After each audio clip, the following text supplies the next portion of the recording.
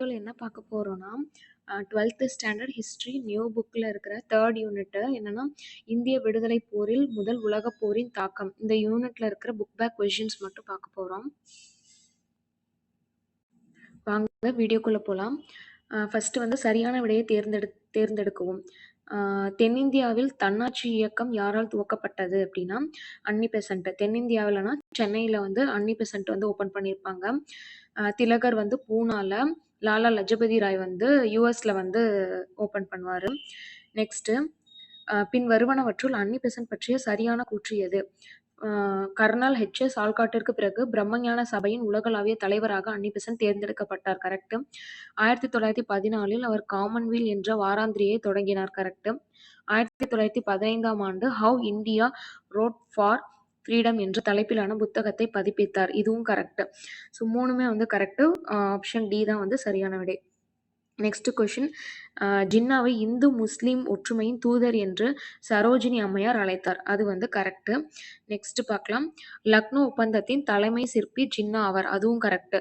So option B கூற்று சரி, காரணம் கூற்றுக்கான விளக்கம். நெக்ஸ்ட் கொஷின், பனாரஸ் இந்து பல்கலைக்கழகம் யாரால் நிறுவப்பட்டது? ஆன்சர் வந்து மதன் மோகன் மாளவியா. ஓகேவா. நெக்ஸ்ட் கொஷின், 1916 ஆண்டு லக்னோ மாநாட்டின் முக்கியத்துவம் என்ன அப்படின்னு கேட்டாங்கன்னா ஆப்ஷன் சி தான், முஸ்லீம் லீக்கின் தனி தொகுதி கோரிக்கை காங்கிரஸ் ஏற்றுக்கொண்டது. அதுதான் கரெக்ட். மீதி என்னன்னு பார்த்தா முஸ்லீம் லீக் எழுச்சி தவறு, காங்கிரஸ் மற்றும் முஸ்லீம் லீக் தற்காலிக இணைப்பு அதுவும் தவறு, காங்கிரஸ் மற்றும் முஸ்லீம் லீக்கின் கூட்டமைவில் ஜின்னா எதிர்மறை போக்கு அதுவும் தவறு. ஆப்ஷன் சி தான் வந்து கரெக்டான ஆன்சர். நெக்ஸ்ட் பார்க்கலாம். பின் வருவனவற்றை கீழே கொடுக்கப்பட்ட குறியீடுகள் உதவியுடன் பொறுத்துகதை கேட்டிருக்காங்க. இந்த இயர்ஸ் வந்து மறந்துருங்க, நடுவில் இருக்க இயரை. கதர் கட்சி வந்து 1913, நியூ இந்தியா 1915, தன்னாட்சி இயக்கம் 1916, மிண்டோ மார்லி சீர்திருத்தம் 1909. இதை மேட்ச் பண்ணால் ஆப்ஷன் ஏ தான் வந்து கரெக்டான ஆன்சராக வரும். இது என்னன்னா ஆன்சரை நான் இங்கே போட்டுட்டேன். நீங்கள் இதில் வந்து இதை நடுவில் வந்து மறைச்சிட்டு ஆன்சரை வந்து பார்த்துட்டு அதுக்கப்புறம் இதை வந்து பார்த்துக்கோங்க.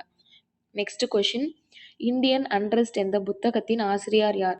Option B Valentine Chirol. Next question, Ghadar கட்சி யாரால் நிறுவப்பட்டது? Option C Lala Har Dayal.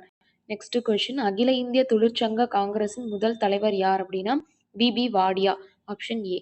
Okay, இதில் இருக்கிற புக் பேக் கொஷின்ஸும் வந்து முடிஞ்சிருச்சு. தேங்க்யூ.